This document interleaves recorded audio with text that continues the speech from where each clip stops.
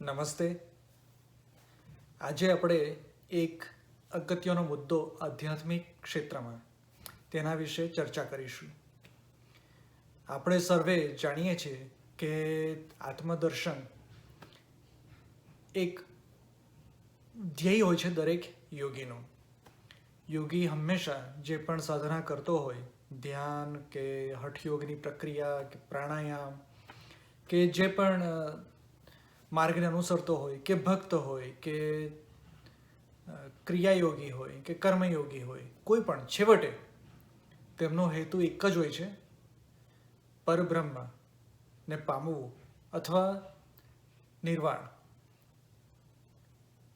એ સર્વેનો હેતુ સિદ્ધ કરવા માટેનું પ્રથમ પગથિયું ધ્યાન આપણે જાણીએ છીએ. પણ ધ્યાનનો હેતુ આત્મદર્શન છે કે આત્મદર્શન કરો ત્યારથી નિર્વાણની પ્રક્રિયાનો પ્રારંભ થાય છે. તો એવું કેમ, એ થોડું સમજવા પ્રયત્ન કરીએ. ભૌતિક વિજ્ઞાનમાં પ્રકાશની અથવા ધ્વનિની એક પ્રક્રિયા છે જે ક્વોન્ટમ અથવા આપણા મૂળભૂત ઘટક કણ, ઇલેક્ટ્રોન કે ફોટોન એને પણ લાગુ પડે છે. એવું સમજો કે એક ઉદ્ગમ છે, એ ઉદ્ગમમાંથી બે પ્રકાશ નીકળે છે, પ્રકાશના કિરણો અથવા કણ. એક કોઈ એક પદાર્થ છે એને અથડાય છે અને બીજો એ સીધો જાય છે, એ કણ અથવા એનું પ્રકાશનું કિરણ. પદાર્થને અથડાઈને પરાવર્તન પામેલું કિરણ અથવા કણ એ પ્રથમ કણને અથડાય છે અને એ જે અથડામણનું સ્થાન છે ત્યાં એક કાણું છે, અથવા એવું સમજો કે એમાંથી એક પડદો છે. એ પડદો અપારદર્શક છે કે જેને પાર કરીને એ કિરણ કે એ કણ નથી જઈ શકતું, પણ એમાં એક છિદ્ર છે. એ છિદ્ર વાટે એ બીજી બાજુ જઈ શકે છે. તો જે મૂળ બે કિરણ અથવા બે કણ, એક સીધું જ એ છિદ્રને મળે છે અને બીજું કોઈ એક પદાર્થને અથડાઈને પછી મળે છે. તો એ બે એ છિદ્રમાંથી બહાર જશે બીજી બાજુ, તો ત્યાં એ ઘણા બધા દ્રશ્યો રચશે, પટલ રચશે.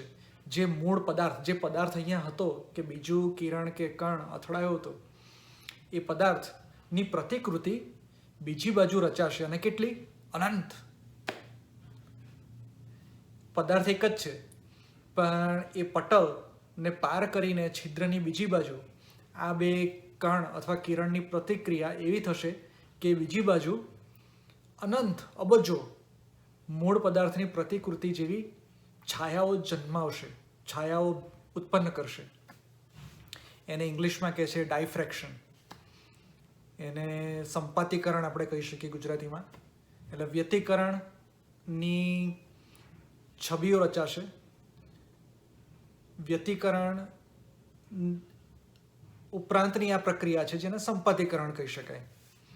કે ડાયફ્રેક્શન એ ઇન્ટરફિયરન્સ એટલે કે વ્યતિકરણની છબીઓ જન્માવે છે, પણ અલગ રીતે. કઈ રીતે? મેં સમજાવ્યું એમ. કોઈ પદાર્થ પર એક કિરણ કે કણ અથડાય છે અને બીજું સીધું જાય છે અને બંને ભેગા થાય છે એક છિદ્ર પાસે, એક પટલના છિદ્ર પાસે, જેની બીજી બાજુ એ આવા બધા દ્રશ્યો રચે છે જે મૂળ પદાર્થની પ્રતિકૃતિ હોય અને એ અનંત અબજ બને છે.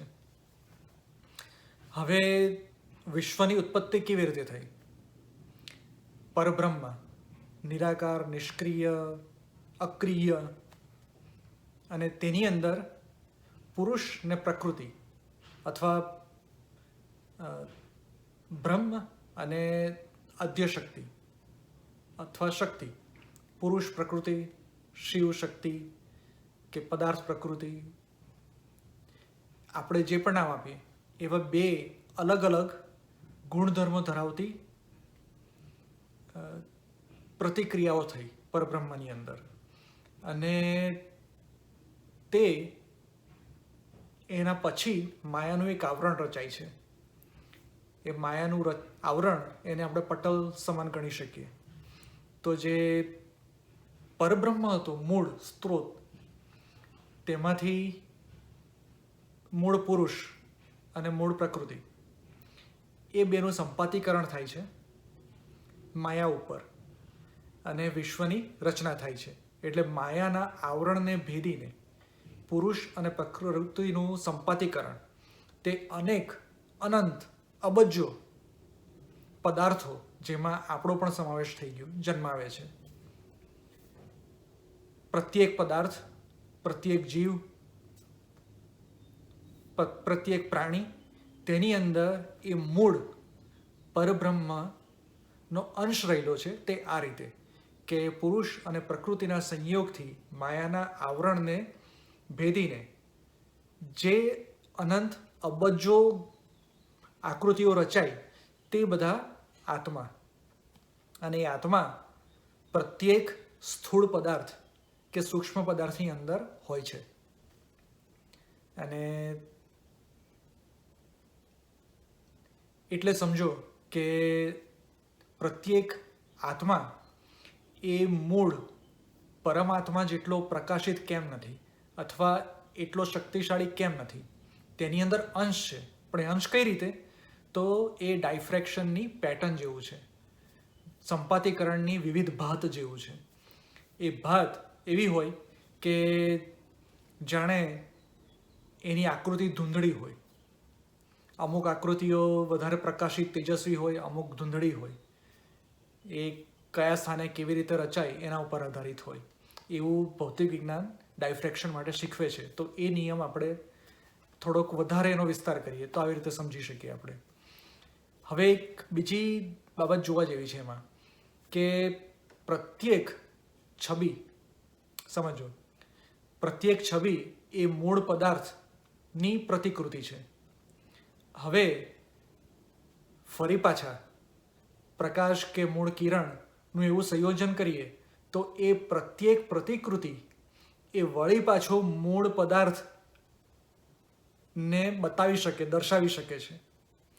એટલે મૂળ પદાર્થની પ્રતિક્રિયાઓ થઈને ઘણી બધી પ્રતિકૃતિઓ બની. પ્રત્યેક પ્રતિકૃતિ જે મૂળ પદાર્થ છે તેની છબી જન્માવી શકે છે અનુકૂળ સંજોગો, એટલે કે પ્રકાશ અથવા કણની ચોક્કસ સંપાતીકરણની ક્રિયાને લઈને મૂળ પદાર્થ પાછો નિપજાવી શકાય છે, જે આપણે હોલોગ્રાફ કહીએ છીએ કે હોલોગ્રાફિક ઇમેજ કહીએ છીએ. કે જે મૂળ પદાર્થ છે એની અનંત ઇન્ફાઇનાઇટ પ્રતિકૃતિઓ છે, અને તે મૂળ પદાર્થને જન્માવી શકે છે, બનાવી શકે છે પડદા ઉપર. એટલે એવું સમજો કે વ્યતિકરણ અને સંપાતીકરણથી જે બધી પ્રતિકૃતિઓ થઈ એ બધા આત્મા છે.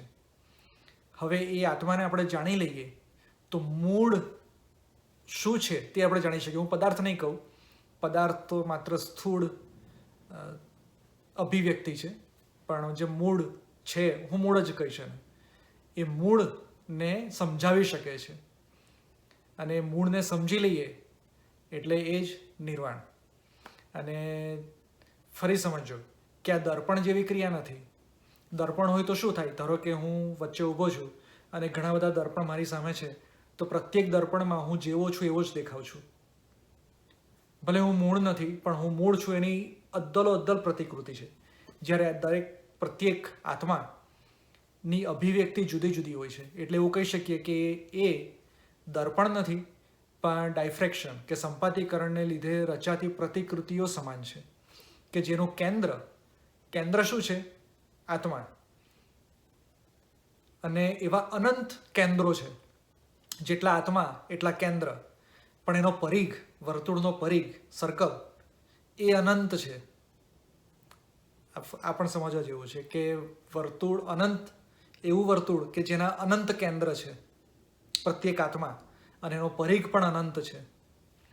અને સમજવું થોડું અઘરું છે, સમજાવવું પણ અઘરું છે, પણ ડાયફ્રેક્શન કે ઇન્ટરફિયરન્સની આ ઘટનાને આપણે થોડું વધારે વિસ્તારથી સમજીએ તો એમાં કંઈક એ વિશેનું તથ્ય છુપાયેલું છે કે કેવી રીતે મૂળ પુરુષ મૂળ પ્રકૃતિ તેમનું માયા પર સંપાતીકરણ, કેવી રીતે અનંત આત્મા અને એ આત્માનું દર્શન કેવી રીતે પાછા આપણને મૂળ સુધી લઈ જાય છે તે સમજાવી શકે છે.